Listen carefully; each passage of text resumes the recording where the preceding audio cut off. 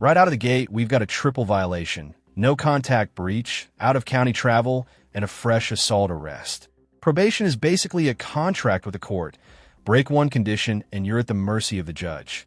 Here, she's already broken 3 before the hearing even begins. 25 CR 216, Ashley Rude, violation of community control, final hearing violation. You were ordered to have no contact with the victim, and on August 16th, there was a Cleveland Police report of contact between you and the victim. Do you understand that charge? Yes. August 16th, you were in Cuyahoga County without permission from probation. You understand that charge? Yes. August 17th, arrested by Cleveland PD for assault. You understand that charge? Yes. All right. Ms. Tomaszek? Yes, thank you, Your Honor. I know we were last here on September 24th, and there was probable cause found. Since then, I have talked to Ms. Rude, and she indicated she would like to admit to the violations, and we are prepared to proceed with sentencing today. Thank you. Is that what you want to do, Ms. Rude? Yes. All right, what's your plea to those violations? I'll plead guilty to them. All right, I'll accept your guilty plea and find you guilty.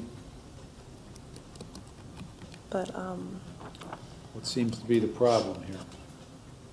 I'm sorry. What seems to be the problem here? I apologize about some of the things that have occurred. As far as assaulting my ex-boyfriend and the other woman, I didn't think that this was going to happen like that. Why did you have contact with him? If I'm being transparent here, we've been in contact since I was in jail in December.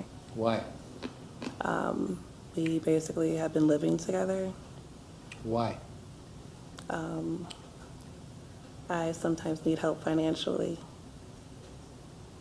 and he's been my financial support for the last 4 years, on and off. Well, it doesn't seem to work. I'm absolutely aware of that. And Okay. Well, when did you become aware of that?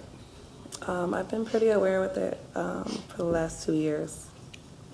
I was working on becoming more independent. I got another job. At the same time, also, I have been asking for financial help, and he has been providing financial help. But I am working on becoming more independent. I got another job. I moved my daughter and I to Forbes' house because I am becoming aware and learning in therapy that some things are just not healthy for me in my life.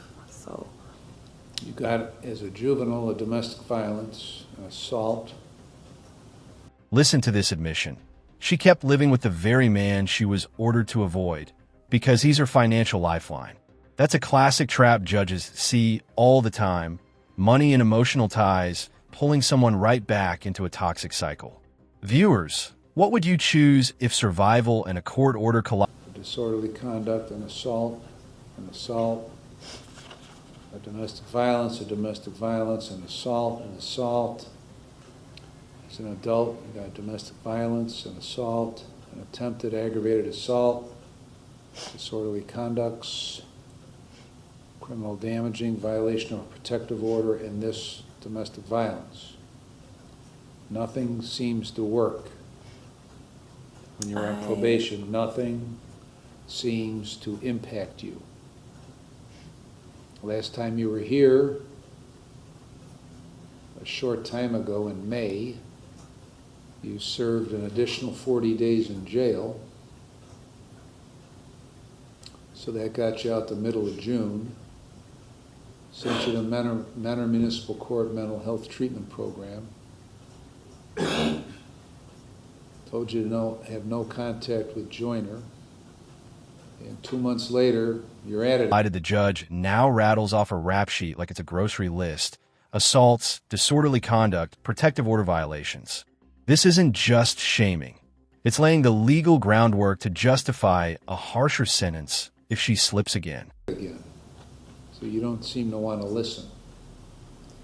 I have told my probation officer there have been several. This isn't the first incident that has happened. There have been several incidents that have happened, which is why I did try to take necessary precautions to kind of step away from our situation. I did check my daughter and I into the Forbes house. I always was in communication when it came to my probation officer about some of the things that have been occurring. What do you mean you listen to? You don't listen to anybody. You do exactly what you want to do, when you want to do it, how you want to do it. And you've been doing that for 18 and a half years.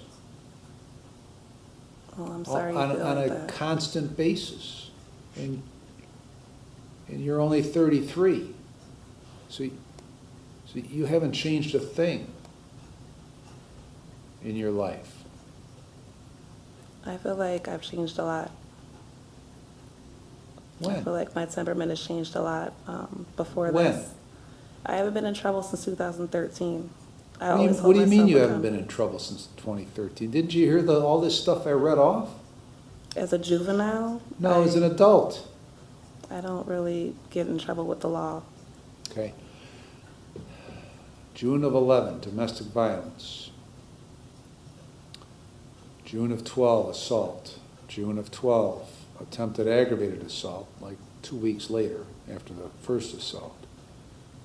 November of 16, disorderly conduct. March of 17, disorderly conduct fighting. August of 20, possession of marijuana. December of 20, disorderly conduct persistent. September of 21, disorderly conduct. May of 23, criminal damaging. October of 23, violation of a protection order. In here, domestic violence. In Cleveland, whatever they charge you with in Cleveland, that there are charges pending in Muni court. What do you mean you don't get in trouble? These are usually incidents with my ex-boyfriend. Okay. Why? Why do you, if they're from your ex-boyfriend, why do you keep getting in trouble in disputes with your ex-boyfriend? I'm usually defending myself. Okay. Okay, it seems to me, from your record and from my contact with you, you do not know how to conduct yourself in a manner that keeps you out of jail. You don't seem to be able to do that. No matter what the conditions of any probation, how many times have you been sent to prison? Never. Never. Which means you've always been on probation, right? Right? No. No. Notice the back and forth. She claims long stretches of staying out of trouble. The judge counters with date-stamped charges. This is a key courtroom dynamic. Pattern evidence outweighs personal perception every time. How many times have you been on probation? Twice. Twice. Including this time? Yes. Whenever you had all these convictions in juvenile court, were you ever on probation? Back in juvenile days, I was on a lot of psych medication, so honestly, I don't recall. Okay. Well, you were.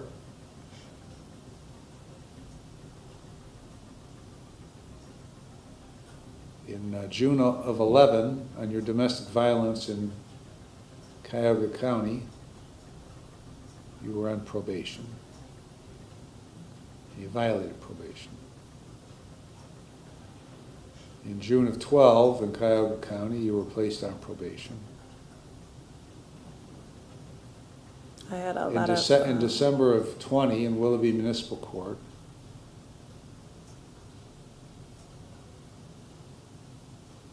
well, you weren't on probation because you never showed. So why didn't you comply with the terms of probation when I placed you on probation when you got out of jail in the middle of June of this year? I've been in compliance with probation. Why are you here then? Because of what just occurred. What? Because of what just occurred. What just occurred was the violation of the condition of probation that you have no contact, right? I was making it to the other things that were Okay. asked of me. I was What? going to mental health court on time. I was sober. You don't pick and choose what you want to do and what you don't want to do. You do, but you're not permitted to do that. There were some things you didn't get violated on. What were those, Ms. Henley? Your Honor, there were prior incidences of contact with the victim. Since being put on probation here? Yes, Your Honor, Okay. documented by a Woodbrook Police report, as well as from the defendant. There was a traffic offense occurring in Lyndhurst that I was never made aware of, nor was I made aware of that she was out of county that day. I'm sorry, Lyndhurst Muni. I believe the arresting agency was Highland Heights. So there's been at least a half dozen things, in addition to the 3 that are on the record here for this violation, at least 3 more things. Wait, In 2 months. I was on the way back to my parents' house. I was in Lyndhurst. I wasn't in Lyndhurst. I was in Mayfield. Mayfield's Cuyahoga County. Right. And I work at Julia and then you're Latino. summoned into Lyndhurst Municipal Court for whatever violation it was. I couldn't report. That happened on the 14th, and I couldn't really report because I got arrested on the 16th. Okay. So what happened the rest of the 14th and the 15th and part of the 16th that you couldn't report it? How am I supposed to report? I was going to report on Tuesday, which was Got the a 18th. telephone? Got a telephone? It's the weekend. Okay. I'm not usually one to not You report, sir. you not only do you not listen, okay, to what and do what you're supposed to do. Not only do you not comply with the terms of your probation, but you don't even seem to think that it's a problem not complying with the terms of probation, because every time I ask you about it, you come up with an excuse as to why you're not doing it. I In was the on 2 the way back months from work. that you were on probation, this all occurred after you got out of jail. I was on the way back from work. I had to pick my daughter up from Cuyahoga County. My parents live in Mayfield Village. I was staying at Forbes' house. I was And on the you way back. got some sort of ticket, right? I was going 75 and a 60. Okay. What? 82. 82 and a 60. You got a ticket. And that then triggers an obligation for you to tell your probation officer. I couldn't report yet. I was going to report on Tuesday. That happened I couldn't report yet. Okay. All right. All right, so there's a perfectly reasonable explanation for each of these violations. I was really on the way back to pick my daughter up from So my is parents' there a house. perfectly reasonable explanation for each of these violations? Yes. There is, okay. Not all of Ms. them, Tomaszek? but that one. Thank you, Your Honor. Unbelievable. In speaking with Ms. Rude, she would like to ask the court for an opportunity. Here comes the plea for mercy. Mental health court, child custody, promises of reform. This is the defense's last card. Paint her as a mother fighting for stability rather than a repeat offender. Would you give her another shot after hearing that record? To continue doing probation. And speaking with her, she has indicated some of her mental health issues. She is currently enrolled in the mental health court through Mentor Municipal Court. We have quite a few clients in that court, Your Honor, and I've spoken with the judge and Jamie. I spoke with the judge too.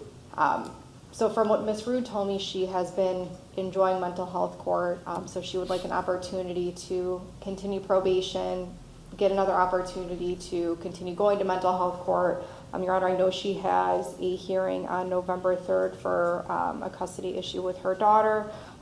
She indicated her daughter is her main priority. She does not want to miss that hearing. She wants to make sure she can do. How can her daughter be her main priority when she can't live her life within the bounds of what she's supposed to do? If her daughter were her main priority, then she wouldn't have gotten arrested in Cleveland on August 16th. Okay, so it's not her main priority. She says it's her main priority, but it ain't. I'm not a bad mom, so that's really hurtful that you feel that way. I'm sorry that you feel that way. Well, okay. All right, great. Okay. I'm sorry that you don't conduct yourself like a responsible parent for the benefit of your daughter. Okay, I'm sorry about that. Okay? That's got nothing to do with anything. Go ahead, Ms. Tomaszek. Thank you, Your Honor. So we would just like to ask the court for one more opportunity to give Ms. Rude the chance to see how mental health court can help her, what sort of things she can get from mental health court to help with her thinking. I know she wants to get back on her feet, so we just like to ask the court for one more opportunity to... She's going to get another opportunity, okay? Whether that be the history indicates she's not going to take advantage of it because she just doesn't. For 17 and a half years, she hasn't. That indicates to me that she really doesn't have any interest in this. Her interest is in getting off with the least amount of penalty possible. And then she can go back and have contact with Joyner.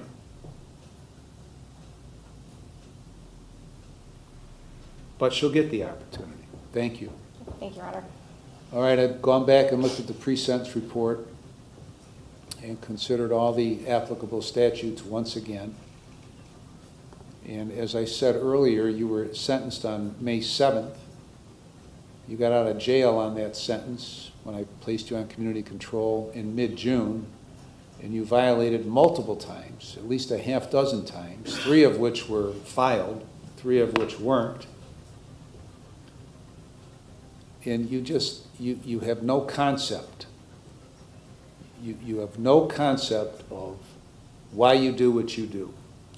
Because you indicated to me that there was a perfectly reasonable explanation for each thing you did. You have no insight into what you're doing, why you're doing it, and how to stop doing it. Now I'm going to keep you on community control for the same term. You're going to serve 95 days. Judgment delivered. 95 days in jail, continued probation, strict no-contact orders. Instead of gratitude for the lifeline, the defendant erupts, dropping profanity in open court. That's more than drama. It's a live demonstration of why judges question her ability to follow rules. Jail with credit for 35. After that, you're going to go to NeoCAP. You're going to complete that program and follow those recommendations. And you're going to continue in the Mentor Municipal Court Mental Health Treatment Program. And you're going to comply with all those conditions, as well as all the other conditions that I imposed upon you for your probation on May 7th, including no contact with Willis Joyner or any other member of his family.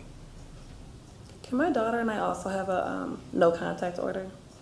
Can your daughter and you also have? Yeah, because this communication doesn't just go one way. Okay. Okay, I didn't reach out to Joyner. He reached out to me. Okay. So this is ridiculous that I'm being placed with all these different regulations, Right. and I'm also not I just a understand. suspect, I'm a victim I too. understand in light of your history how absolutely ridiculous this is. I can lose Because custody of my daughter with once all again, these stipulations. because This is once crazy. again, you bear no responsibility in any of this. You don't even know me as a person. You're going by a fucking piece of paper. Right. That's bullshit. Right. I can lose custody of my fucking daughter. Anything else, Ms. Tomazik? Nothing further, Your Honor. Thank you. All right. You asshole.